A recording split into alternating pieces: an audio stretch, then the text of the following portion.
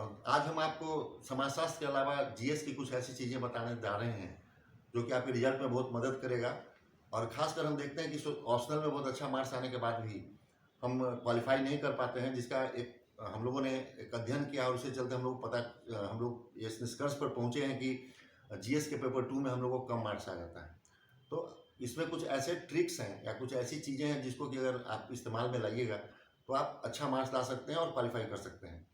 अगर आप देखिए, ओवरऑल देखिए, तो 600 नंबर का जो जीएस होता है वह पेपर 1 और पेपर 2 में बटा होता है। और अगर पेपर 1 की हम बात करें तो 72 नंबर का डीआई और 114 नंबर का आपको हिस्टोरिकल जो पोर्शन होता है।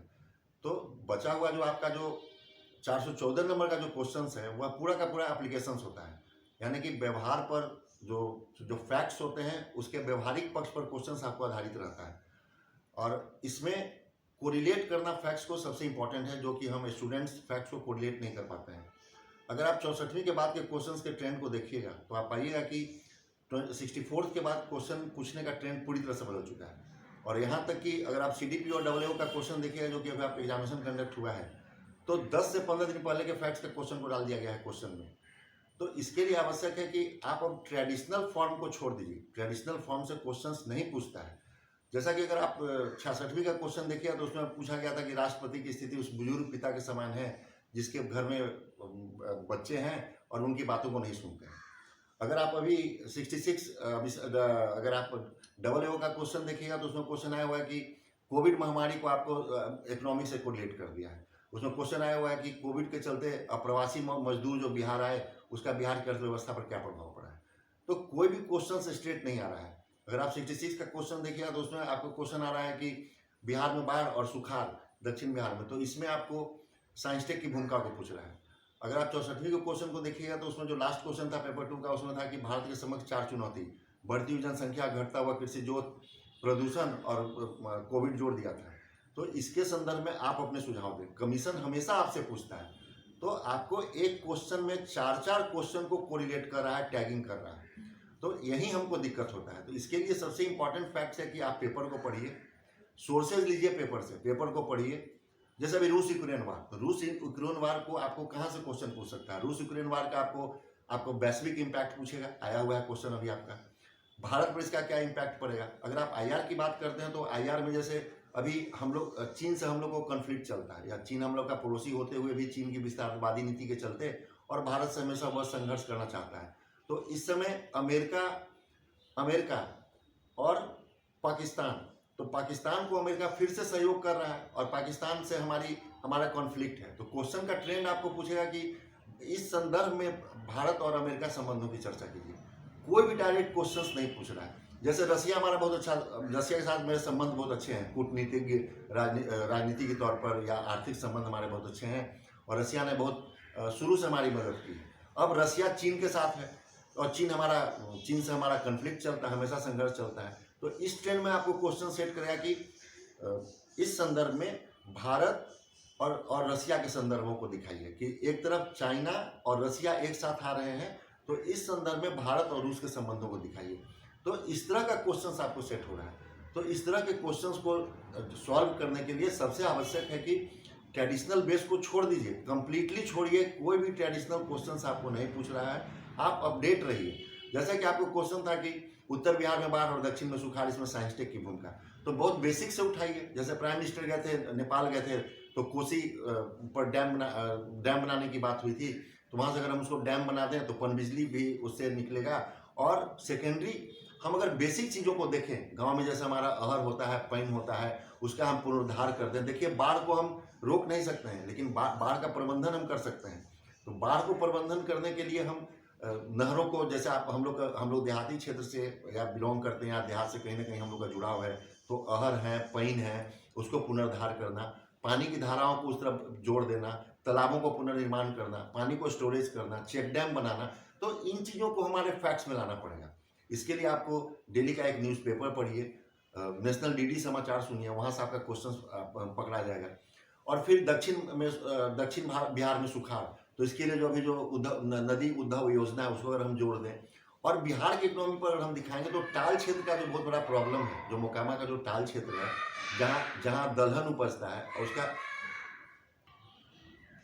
अगर हम नदी जोड़ो परियोजना की बात करते हैं या नदी उद्धव योजना की बात करते हैं, तो इससे हम जैसे मोकामा का टाल क्षेत्र, तो मोकामा का टाल क्षेत्र अभी हमेशा इधर जलमग्न रह रहा है, चूंकि उसका पानी गंगा नदी में नहीं निकल रहा है। तो अगर उसके पानी को भी अगर हम नदी उद्धव से जोड़ दें तो अर्थव्यवस्था पर हमारा प्रभाव, हम रहर की खेती बहुत अच्छा करते हैं, वहाँ दलहन का हमारा वह बेल्ट है, तो उस दिशा में हम आत्मनिर्भर हो जाएंगे।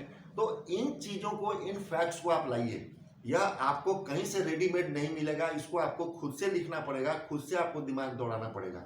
आप थोड़ा विजन को बढ़ाइए, आप न्यूज़ सुनिए, रिसोर्सेज देखिए, पेपर को देखिए, तब जाके उसको कोरिलेट करने का फैक्ट्स को कोशिश कीजिए। अगर आप सीधा का सीधा किसी एक चीज़ को लेकर चलते हैं कि बिहार की अर्थव्यवस्था, जैसे सिंपल सा आपको क्वेश्चन आता है कि बिहार के किस आया हुआ है क्वेश्चन, CDPO में AA में क्वेश्चन आया हुआ है कि बिहार की अर्थव्यवस्था के विकास में आप अपने उपायों को बताइए। तो यहाँ देखिए टोटल कंबाइंड करके पूछ रहा है कि अर्थव्यवस्था का विकास हम कैसे कर सकते हैं। तो बिहार की अर्थव्यवस्था के विकास में गवर्नमेंट स्कीम जो चल रहा है उसको तो आप अपने दिमाग में रखिए, क्योंकि BPSC डायरेक्ट आपसे पूछता है, आपका सुझाव पूछ रहा है। वह सीधा का सीधा, अगर क्वेश्चन ओरिजिनल क्वेश्चन देखिएगा तो मोटा मोटा शब्दों में लिखा रहता है कि यथासंभव अपने शब्दों में उत्तर दें, यानी कि आपसे सुझाव पूछता है। हर क्वेश्चन में आपसे वह विजन लेता है कि आप उसमें क्या सुझाव देते हैं। तो अगर हम बिहार के इकोनॉमी को डेवलपमेंट की बात करते हैं तो आप इसको डिफरेंट सेक्टर्स में दिखा दीजिए। आप एग्रीकल्चर के सेक्टर में दिखा सकते हैं, उद्योग के सेक्टर में दिखा सकते हैं, इंफ्रास्ट्रक्चर को डेवलप कर सकते हैं। एक फैक्ट यहाँ जनरली अगर हम बात करते हैं तो अगर हम किसी से पूछें तो एग्रीकल्चर के सेक्टर में क्या करेंगे, किसानों के लिए अगर हम क्या कर सकते हैं, तो सीधे चले जाते हैं फूड प्रोसेसिंग पर। आप बताइए कि फूड प्रोसेसिंग संभव है किसी किसान के लिए? फूड प्रोसेसिंग यूनिट बैठाने में लाखों लाख रुपए का खर्च आता है, कहाँ से आएंगे? तो आप एग्रीकल्चर के सेक्टर में फ्लोरिकल्चर दिखा दीजिए, सेरीकल्चर दिखा दीजिए, पिसीकल्चर दिखा दीजिए, आप हर्बल प्रोडक्ट्स को दिखा दीजिए। कोरोना के बाद हर्बल प्रोडक्ट्स का बहुत डिमांड बढ़ गया है, उससे हम किसानों की आय को बढ़ा सकते हैं। आप उद्योगों की स्थापना कर दीजिए। जैसे आपको प्रवासी श्रमिक से क्वेश्चन आया तो चनपटिया मॉडल को आप उसमें ऐड कर दीजिए, बिहार में जो चनपटिया मॉडल है। और हम अब आज चनपटिया मॉडल के आधार पर हम वस्त्रों का निर्यात करने के पोजीशन में चले गए हैं। फिर बंद पड़े हुए चीनी मिलों को दिखाइए, उसको हम बढ़ा सकते हैं। तो डिफरेंस, जैसे सबसे इंपॉर्टेंट चीज़ हम लोग नहीं लिखते हैं किसानों की आय बढ़ाने में, चेन ऑफ कोल्ड स्टोरेज का चेन को बढ़ाना, उसको हम डाल सकते हैं अपने नोट्स में। तो फैक्ट्स को एकदम लेके चलिए सीधा सीधी, और हम इंफ्रास्ट्रक्चर के सेक्टर में दिखा सकते हैं, लॉ एंड ऑर्डर के सेक्टर में दिखा सकते हैं। अगर इन सेक्टर्स को अगर हम टच करते हैं तो हमारा नोट्स खुद का बना हुआ रहेगा और बहुत अच्छा रहेगा। ध्यान रखिए, आप जहां से भी रिसोर्सेज लेते हैं, जिस नोट से आप पढ़ते हैं, आप अपने लेवल को डेवलप कीजिए, तभी आप बहुत अच्छा मार्क्स प्राप्त कर सकते हैं। और ये कोई बहुत भारी चीज़ नहीं है। आप डेली के न्यूज़पेपर के एडिटोरियल को पढ़िए। जैसे अभी आपका क्वेश्चन पूछ दिया है, आपका केंद्रीय नेतृत्व वाली बात पूछ दिया है, या स्टेट फंडिंग की बात पूछ दिया है AA में पॉलिटी से, तो वह आपको एडिटोरियल से निकल जाएगा, वहां से आप लेकर के उसको डालिए। तो इन चीज़ों पर ध्यान रखते हुए कहने का अर्थ कि आप फैक्ट्स को कोरिलेट करना सीखिए। जब तक हम फैक्ट्स को कोरिलेट नहीं करेंगे, जैसे आप सिंपल सा क्वेश्चन लीजिए। अगर हम जो क्वेश्चन देते हैं कि भारत की अर्थव्यवस्था के विकास में पारंपरिक स्रोतों के अलावा गैर पारंपरिक स्रोतों की भूमिका भी बहुत बढ़ती जा रही है, इस संदर्भ में इसरो, DRDO, एग्रीकल्चर और नवाचार की भूमिका को स्पष्ट करें। बताइए, स्टेटमेंट बेस्ड क्वेश्चन है, यानी कि जो ट्रेडिशनल जो मेरा इनकम का सोर्स है, एग्रीकल्चर है, टैक्सेज हैं, डायरेक्ट टैक्सेज हैं, GST हैं, और जो हम आयात निर्यात करते हैं उससे जो हमको पैसा मिलता है वो हमारे डायरेक्ट सोर्सेज हैं। इसके अलावा हमसे पूछ रहा है कि गैर पारंपरिक स्रोत, अब आपको कन्फाइन कर दिया, इसरो पर कन्फाइन कर दिया, तो हमको दिखाना कि इसरो का जो एंट्रिक्स विंग है वो उससे कैसे हम, आज तो हम रॉकेट छोड़ने में 123 रॉकेट उपग्रह हम एक साथ स्टैब्लिश कर सकते हैं इसरो के द्वारा, उपलब्धि हमारी। तो जो हम उन कंट्री का रॉकेट जो छोड़ते हैं जो अपने यहाँ सक्षम नहीं है, उनसे हमको पैसा आता है, इसके बारे में आपको लिखना है, एंट्रिक्स विंग के बारे में लिखना है। DRDO में आज हम हथियार को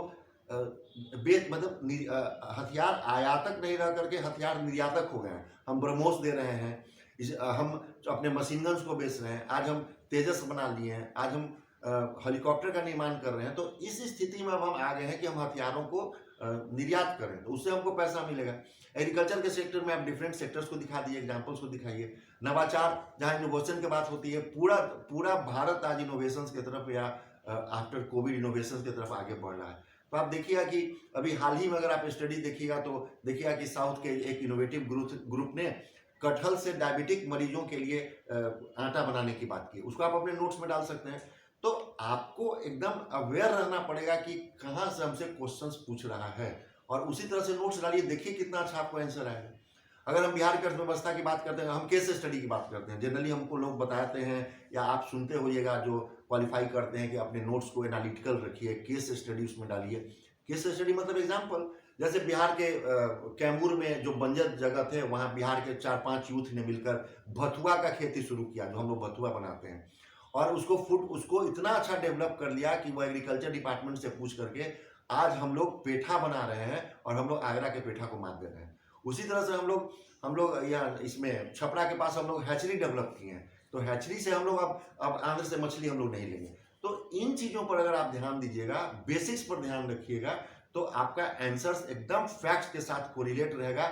वहीं हम मार खाते हैं, पूछता है हमारा, आप 64वीं के बाद 66वीं तक का क्वेश्चंस देखिए और उसको एनालाइज कीजिए कि क्वेश्चंस कैसे पूछ रहा है। और मेरा तो यही सुझाव है कि आप ट्रेडिशनल, ठीक है, फैक्ट्स को दिमाग में रखिए, लेकिन ट्रेडिशन पर बेस मत कर जाइए, क्योंकि 64वीं के बाद क्वेश्चंस पूछने का पूरा ट्रेंड बदल चुका है। और आप इन चीज़ों को अपनाकर अपने नोट्स को अपडेट कर सकते हैं। न्यूज़पेपर पढ़िए, आप 9 बजे का नेशनल डीडी समाचार सुनिए, वहाँ से आपको फैक्ट्स मिलेंगे। तो रिसोर्सेज कलेक्ट कीजिए और उसको अपने शब्दों में ढालिए। अगर आप इन चीज़ों को अपनाते हैं तो देखिए आप कितना अच्छा हम ढंग से हम क्वालिफाई करेंगे। और 600 में हमको 350 या 450 लाने में भी हमको कोई परेशानी नहीं होगी। अगर इतना मार्क्स हम ले आते हैं तो फिर हम ऑप्शनल के जरिए हम अच्छा रैंक ला सकते हैं। धन्यवाद।